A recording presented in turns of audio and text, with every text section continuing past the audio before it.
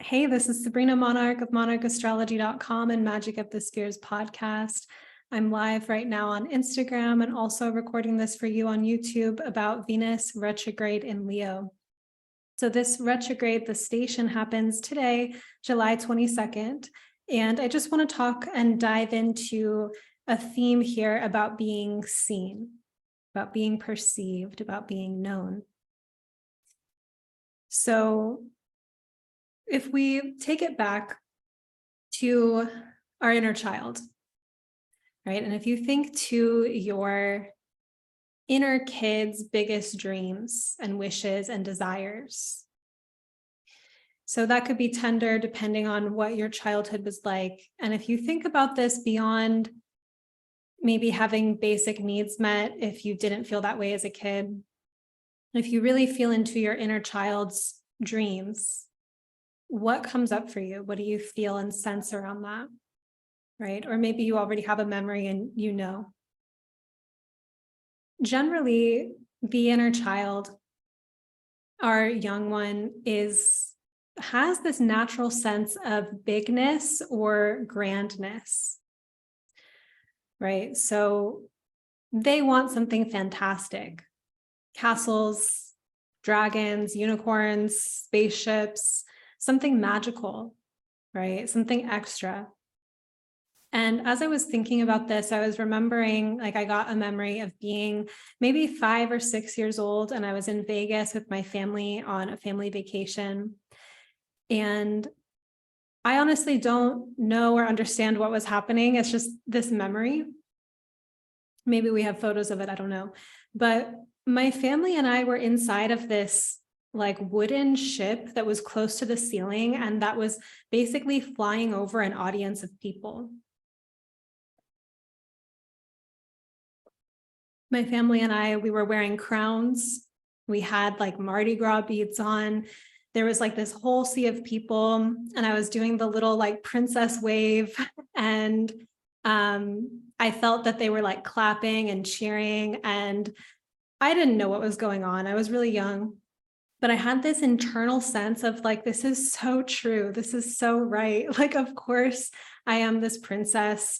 This is real, And so there's this inherent sense with Leo or with the inner child that taking up space, being a really big size in terms of our grandeur or magic or sense of being in the world, there's of resonance. There's a sense of royalty archetypally with the Leo archetype, but it also relates to the inner child. So if we extrapolate this to a spiritual level, there is an inherent royalty of the soul, right? There is a grandiosity that exceeds whatever our present or temporary circumstances are. Right? There's a real magic or treasure. A lot of these kind of children's books or movies that have this deep heart-opening, heartwarming, you go on this big journey to become who you always really were, right? You slay the dragon or save the princess from the tower or whatever, have this big adventure. And at the end, you realize you always were, you just had to remember this greatness of who you are, right? So Leo is just naturally in touch with that sense of I'm really special, right? And everyone is. And that brings in the Aquarius polarity too, to really see the network or to see everyone else as well. But to, bring in, I guess, how this goes over time, this natural sense of bigness, of grandness, of extraness, of, just uninhibited, this is who I am, is naturally kind of, it's basically conditioned by family and by culture in terms of, really approving of it, laughing, smiling, putting your art on the fridge, celebrating you, or conditioned out, it's time to be quiet, we're doing something serious now, or don't touch the stove, or, settle down, or something far more discouraging, or unpleasant or cruel. And part of this, like, if you think about the conditioning that comes up around this, it's not always like, sometimes it is just to be like a polite member of society. And it's like, you kind of learn how to not have tantrums at the grocery store, that you learn how to contain just this constant expression that doesn't care about boundaries or right time and place. But there's also just parts of our personality or parts of our essence that may rub up against the cultural norms or taboos, or the family kind of ancestral karmas too.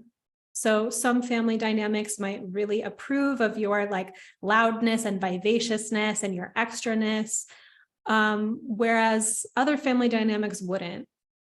So these can be very cultural. It can be very just like family oriented, but essentially like our lives are not a perfect mirror of everything that exists inside of us. So we're going to get all this yes and no, all these different types of feedback.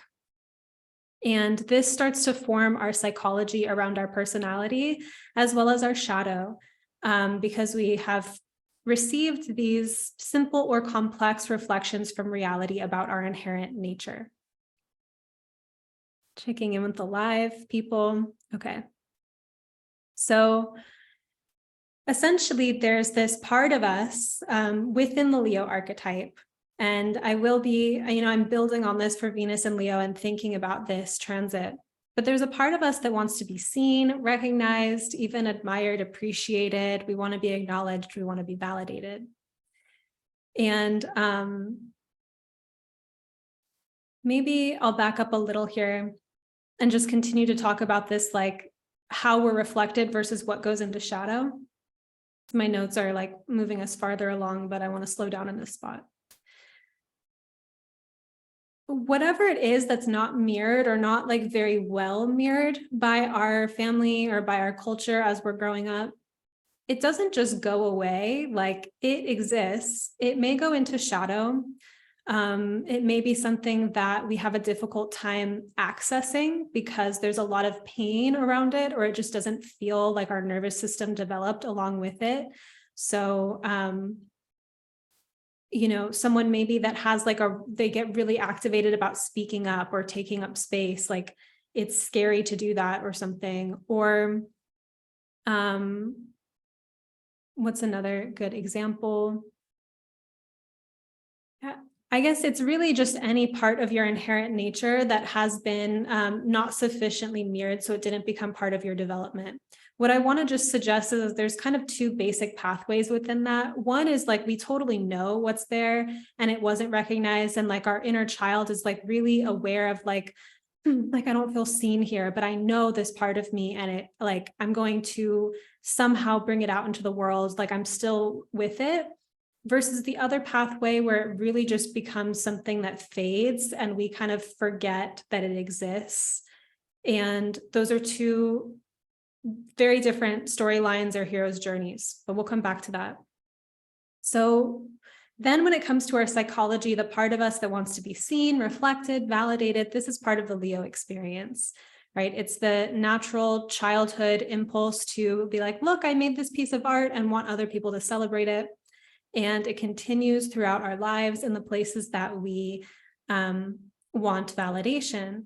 And it's even present if you're someone who really cringes at the thought of sharing what you're doing in order for other people to see it and validate you. Like if you think that's like really cringe or really disgusting, there's also some kind of inner child thing going on in there. So none of us really get to avoid this Leo dimension of reality. But anyways, when we do manage to actually get the external feedback and the applause, that can condition us also, right? Like we might become kind of wrapped up or intoxicated with that external validation. And then you get the part of Leo where we start to contort ourselves to these types of roles or these masks because they are successful in getting us the attention or the belonging that we crave. And so this can happen in a family dynamic. It can happen in a workplace, or like how you bring your skills into the marketplace. It can also be, your public life. It can be your intimate relationships, but it's wherever you start to get into the dynamics of role play, like being a character in some way or another. And I think that given that this Venus retrograde is aspecting Uranus in Taurus, right? And Taurus relates to self-esteem and like our inherent essence, but also it's Uranus. So Uranus relates to change and disruption and rebellion.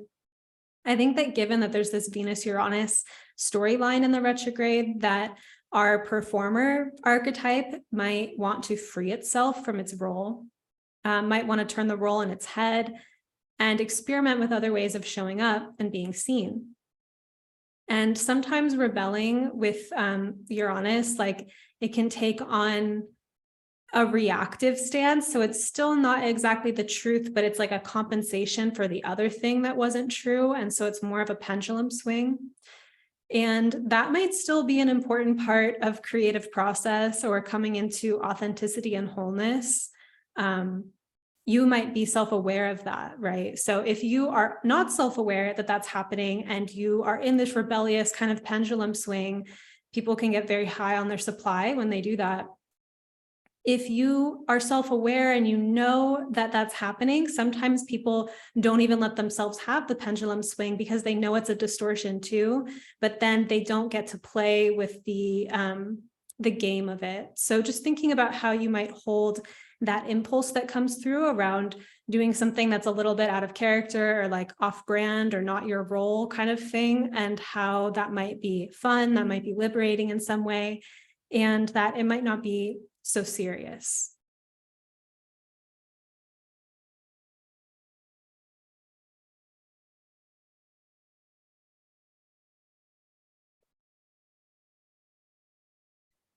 Then I want to speak to another way that audience and spectacle becomes a playground of alchemy. And so sometimes this is in the sense that there's this tension and electricity of being seen, right? Like I'm recording this video, but I'm experimenting with doing it live as well because it creates a different feeling sense in my channel, right? So there is a different embodied sense of when you're being witnessed versus when you're not. And I think Venus retrograde in Leo, I think we will be playing with those different filters, if you will, of our expression when we're being watched versus our expression when we're just in our own energy. And both can be really magical and fun in different ways, right? Like if you're in your own company, you might feel really free to do things and not feel judged, or feel like you can just explore and that you're not given over to the temptation to please your audience, right? And you're also free maybe of your fears of being seen, but you get to just encounter your own creative unfolding. Versus when you're seen, you I think there's actually like a heat. Like I feel it physically too. And it's like your face flushes up a little bit, or you feel the kind of rush of being seen.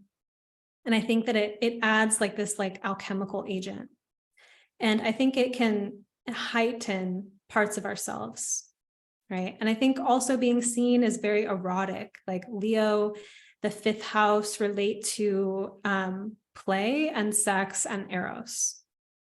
So I was thinking too about in 2022, when I shared Hungry Ghosts of Paradise, an audio novella that I shared to my podcast as I was writing it.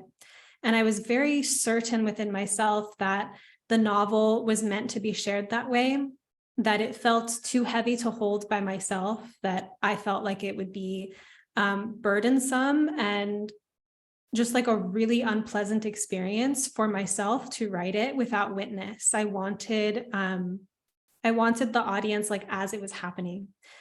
And, for those of you who didn't listen to it or haven't heard about it yet, It was an autobiographical novel about a relationship that ended tragically when I was 24. And it took me, I turned 30 and was like, wow, I'm really not over this. Like, it's time to like really put the nail in the coffin and like write a novel. And it just came through me as something that I had to do and something that I had to share. But it was really life-giving for me to share it. And I was also really touched that people were participating in it and enjoying it also. And so then over and over again, I am part of group experiences or containers, or I also host them because this is an experience I have with my students in my group experiences, that the participants are held in this field of witness, right? So it's different than a one-on-one session where you have that kind of sense of privacy. When you're in a group, your experience is being witnessed by the group. And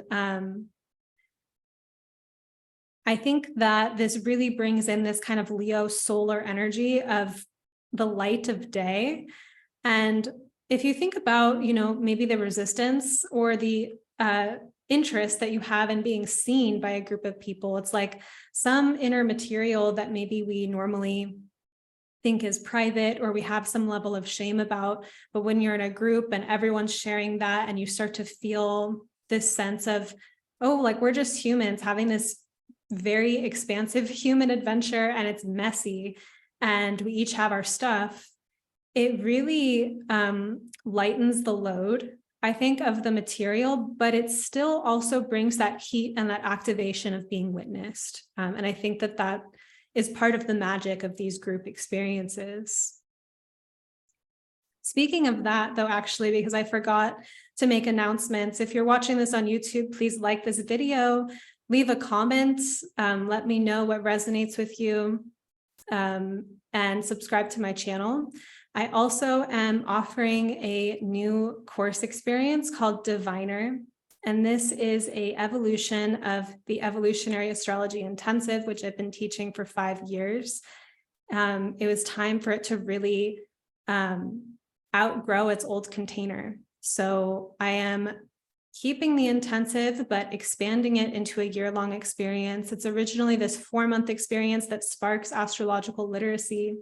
And after that, I'm like, go fly free into the world, like keep learning astrology. You have your foot in the realms. You can do it. And then I also teach advanced courses, but to expand it to a year, basically you can enter the program as part of a cohort of the intensive. And then after that and during, there will be classes about transits, niche like deep dives, and we'll just be adding more material for the alumni of the intensive and people who are currently in the intensive, so that you have the building blocks to become literate, but you also have practice spaces where there may be some classes that are more advanced than where you're at, and you can still dip your toe in that. Or maybe you've already gone through the intensive and you can be with that. So I'm really excited to keep expanding in that way, and invite in a new cohort starting late October. And the other thing that I'll mention is that I have astrological mentorships. So I work with you and your chart over a period of time. So this entails talking about your life experiences and the activations and the things that are coming up in your life and inner world in a longer context, so that we can really go into experiences and bring them back to the chart. Whereas a one-time reading, which I love doing also, is more of like a overarching, like big picture view of your life for a certain time period of your life. But I really love to dial and expand it because that's how I live my life with my chart. Everything I experience, I can always contextualize back to my chart, and never in this like collapsed, like, oh, that's just because I have this placement, like wah wah kind of thing, but more like, oh, like this is like the karma of my chart. This is the life like path. These are the karmic initiations. These are the impasses. This is the unfinished business. Like, this is the drama of my natal chart. Here's how it's playing out. And the kind of mediation between the symbols and the inner work I do in terms of my psychological and spiritual life, and also how I engage my external life, my choices. that all becomes this very astrologically aware adventure. And so when I work with people in a mentorship context, that's what we get to do. So for either of those, email me, sabrina@monarchastrology.com, or send me a DM on Instagram, and we can talk more about it. So back into Venus and Leo. I don't know what segued me into that. Oh yeah, group experiences and being seen and witnessed made me remember my class. So how about then not being seen, right? Like for Venus in Leo retrograde, we can never assume with a transit that everyone's having the same experience. So for Venus retrograde, something that people talk about is like, oh, breakups and relationships ending, which is possible. But also sometimes people start relationships or fall in love during Venus retrograde. And these relationships can last. It's not just like they're a fluke because it's Venus retrograde. So the point is that there's some deepening, there's some initiation. And initiations do not just happen by what we subjectively perceive as misfortune, right? Like it can also be positive events. And sometimes breakups are positive events too. So what I really want to emphasize is that Venus retrograde is a journey of the heart, and it's not about getting what we think we want, right? Like it's actually about deepening into being connected to ourselves and to life. And that might not always match our preferences of what we thought we wanted. And it might sometimes align with what our soul wants, and maybe it might align with what our ego wants, but that's not the point. But I'll talk about being seen and not being seen, but let's start with not being seen. So as I was saying, as children, what we aren't validated for goes into shadow, and we might not lose it entirely, right? There's plenty of, I think that like kind of pouty, like child removing themselves from a situation. They're just kind of like angry, alone in their room. And they're like, they know they're not feeling seen. They know something about themselves and they're like, I wasn't believed, or, and they're upset about it and they're holding on to it. They're aware of it. As opposed to parts of our essence maybe that are way more latent and kind of recede into the unconscious and aren't something that we have as much of a grasp on. Right? And either way, whatever it is that is about us that we've had trouble integrating in a social context, we can have a complex relationship to those things because they didn't earn us the belonging or the connection that we may have wanted. And I think there is an alchemical gate with Venus retrograde in Leo, which is noticing that if we don't feel seen or mirrored, staying present with the part of us that is unseen and letting it have a process unfold. So I say this also in the spirit of sometimes there's a layer of like really the resistance. And I really feel this also now with the nodes in Aries and Libra, that there's this kind of fighting relationship dynamic. So someone doesn't see you and you're like, see me, and you really, it's like about the relationship. And in certain contexts, this could be really important, such as if you are, you're really invested with someone, you're leading a life together. And it's going to be important to like have these exchanges and like go into this material of like where something's not aligned, like where there's some things that are off. And sometimes there's dynamics, there's relationships, there's even like communities or workplaces or something that we're a part of where the fight of trying to be recognized or seen or validated in those space is kind of like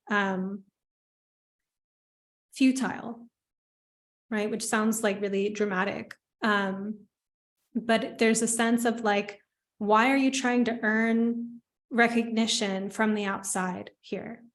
And the mirror reflection is clearly not going to give it to you. And so if you're in that type of portal where it's feeling like the message or the teaching from life is actually to go within and to see yourself and to recognize yourself, as opposed to trying to get it from the immediate world outside of you. And using discernment about what the invitation is, because sometimes the invitation is actually to be vulnerable and to reveal your heart and relationship and share where you're feeling unmet and what your desire is and whatnot. Other times it's like actually seeing this reality of the situation of like, oh, this isn't my audience, my time kind of thing. And why, like, there's a deeper layer underneath that of like the gift of that reflection of actually sparking and activating this awareness of, oh, this part of me wants to be alive. It wants to express, it wants to take up more space. First, even just starting with me and me backing it. So inside of that gate of missed reflection, right, not being seen in the mirror of the other, there is Venus and Leo's underworld, retrograde journey, right? If this is a thing that emerges for you, because some people might actually be feeling very seen and falling in love, and we'll talk about that. But there's this surface layer of emotions, anger, grief, frustration, resentment, and all of this. And there's also a depth of those, but also the depth of what's underneath those immediate feelings of meeting the part of self that is showing itself through the aversion of the non-reflection, right? So I think actually, if we want to speak about the mirror as a Venus image, mirrors are really interesting because they aren't just objective, right? The original mirror was not even necessarily a piece of glass. Was it, the water that has this kind of rippling quality to it, and gives us the story also of Narcissus, which is part of I think the Leo mythologies. But when we have dysmorphic reflections in the mirror, and so by that, I mean, you don't feel accurately seen or perceived by life or the world around you. Even if we take it down, I'll just digress for a moment about the mirror, like self-reflection inside of the mirror. That's a very psychological portal. There's a lot in that. We could talk about that another time, probably, for this Venus experience. But I think it's interesting that when I'm like really happy and just like sun-kissed and I've been swimming at the beach, or I feel just like juicy in my existence, that I really like how I look in the mirror and I smile at my imperfections, right? But if I don't feel like juicy and alive from the inside, like my reflection in the mirror can evoke different things for me. And so I've had to learn from that my relationship with beauty or self-esteem isn't actually just about what I physically look like, but it's about how I feel internally. And I think that this metaphor could be expanded also to our life experiences. And when you feel like a part of you actually isn't being reflected well in your life, like you have something inside, but you go through the world and it's not seen or it's misunderstood. And that, where is that speaking to a desire to cultivate that thing? Right? And what journey is that going to take you on?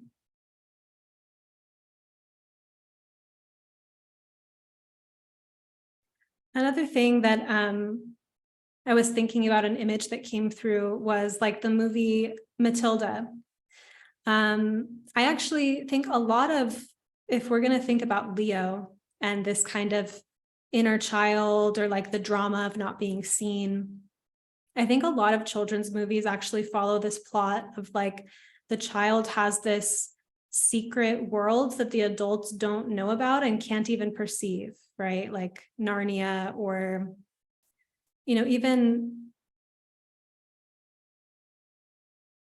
I'm not thinking of a ton of examples, but it's like movies where like the kids just, Rugrats, or I don't know, like things where like kids are having this experience, but the adults know nothing about it. They literally just can't perceive it. And how, to me, that has me reflecting on when we don't feel seen, we create magical secret worlds, right? Kids do this in terms of like going into fantasy and imagination and play, like having their own world of books or something instead of like hanging out with other kids. And how the secret world of imagination can help us stay in contact with a part of ourselves that doesn't feel integrated socially. And at some point, it can become a challenge in terms of connection, right? Where if there's a chasm, and this to me reveals kind of like the inconjunct between Leo and Pisces relating to fantasy, that if you have this kind of like fantastical world that is other and it's not coming through your body and like into your relationships and into your life, then relationship patterns might kind of reflect that. It's like the whole like fantasy that you have of the relationship and the actual relationship itself. And if those are very different, chances are those relationships are maybe more situationships and not like actual intimacy, because the situationship or like the kind of relationship allows that space for that secret world and whatnot. So that was something I was just thinking about this morning as I was thinking about this theme for kids of, when they feel kind of disenfranchised or not connected, that they go and kind of have their own magical world. And that ultimately a lot of the resolution of these stories is that they go through some kind of initiation that allows them to go into that magical world and like bring it out into their destiny and into, the life that they're actually living. But anyways, I was thinking about Matilda, the film, and how at the beginning, Matilda is like writing words inside of food on the table. And her parents don't notice this. They actively think she's stupid. They really belittle her. And she's actually super smart and she can see past it. And it's not like it isn't painful, but she never really collapses into the small perspective that her family has of her. She keeps with her own sight and her own intelligence and follows the thread of it and has these experiences that ultimately bring her onto her own path. I thought, Roald Dahl is an interesting figure to think about also for Leo, in that he writes these really amazing children's stories. Willy Wonka, Matilda, Fantastic Mr. Fox, like he's an amazing creator, writer. I read his biography many years back, but I got the sense that he had like a challenging childhood, but he goes on to create these like really magical worlds. And I think he had this like real empathy for the magic of children and the disconnected adults who have lost contact with their inner child and are so serious and gray and dull and like don't remember the magic. And the kind of the desire of the psyche to overcome that and to retain the innocence and the magic and the kind of wonder of that like Leo, playful, magical consciousness. Right? So this is all like a kind of saga or a journey, really. Like if you have a part of your inner life that has that sense of it's not fully expressed or isn't fully really seen by the world around you, and it is in some sense latent within, then beginning to share it, there's a process of coming up against how the world responds to it. And they may not always really approve of it, right? But are you able to hold it and still express it? And how do you receive the reflections? How do you discern where you might need to adjust versus where people just don't get it? And I think that's a really tender aspect for Leo to really hold, because it's this light that wants to shine out that people have a lot of reactions to. They love it, they celebrate it, they applaud it, they're just like, wow, they put you on a pedestal, or they like really actively shame you and try to cut you down and tell you that you're not worth anything, right? At either extreme. And so what a distortion field.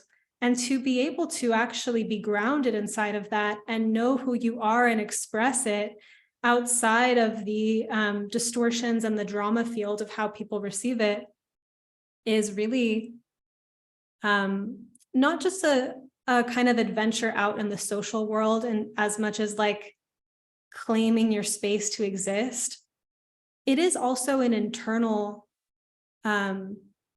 confrontation with your ego, with your petulant grandiosity, the part of you that's like insensitive and doesn't care what anyone thinks and isn't willing to like receive adjustment because you just know better, or the part of you that actually represses and puts down this like magical inner light because you're cowering in the face of people disapproving of it. It's like that's actually a lot. So when we think about like the grand kind of like hero's adventure and meeting the dragons and saving the princess from the tower, like all of that is very internal as well, in terms of just being with the majesty of our inner life and like who we really are, and the challenges of actually being in contact with that material without repressing it and without inflating it.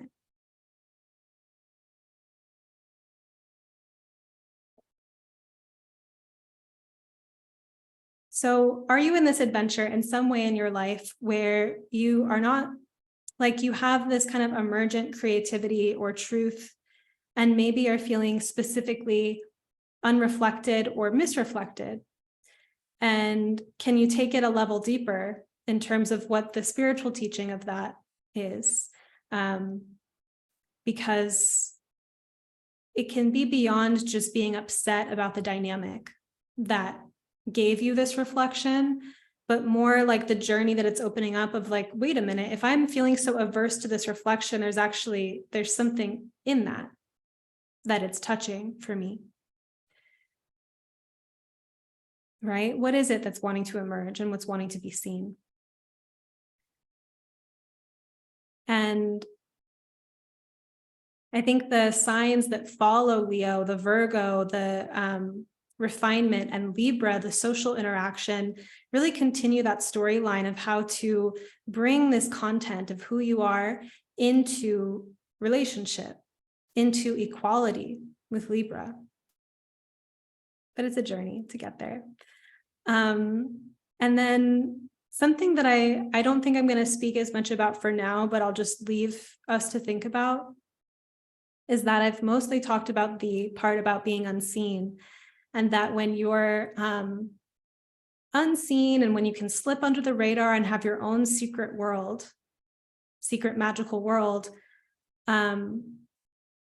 there's a comfort in that for people who have that type of conditioning, right? Or who have used that particular coping strategy, where it's like you kind of slip under the radar and it's comfortable and maybe it's even fun, and it's lonely at times, but you also do connect with people that can see you, but maybe it's not everyone in that space. What about, however, the actual quality of being seen, like the penetrating sight that feels accurate, and it feels like you actually can't hide or be a fake version of yourself because you just feel seen? And I think that that's part of the romance of Leo. Again, also being seen is not always a perfect reflection or always an accurate reflection, and there are different caveats and whatnot around it. But that actual, like, what if the Venus retrograde initiation journey is being seen where you're used to slipping under the radar, being seen where you're used to being misperceived. And to me, that brings up a sensation of heat as well. Like it actually brings in the fire. It's like, it's hot.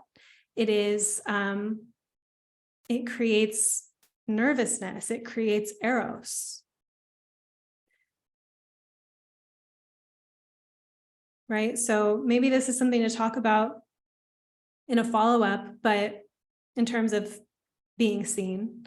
But what would it be like to really stay with a part of ourselves that wants to emerge, right? Like if you stay with that kind of pouting inner child that's like, I don't feel seen, and is actually like through the aversion of that, valuing something that wants greater expression, what would it be like to stay with that, to cultivate, to be with the process of what's wanting to emerge, and reveal it? Like, let it shine through you rather than repressing it or contorting it to have a false sense of belonging. And when we allow ourselves to really be felt, when we relate to our authenticity or that kind of royal essence of like the Leo inside, when we're really seen, different, like whole different arenas of relationship open up from there. But I'll leave us to reflect on that another time. I'm going to end this video here and remind you to please like, comment, subscribe to my channel. I'm going to hang out on the Instagram for a moment, just if anyone has any questions or thoughts. Thank you so much for watching, and I'll see you again soon.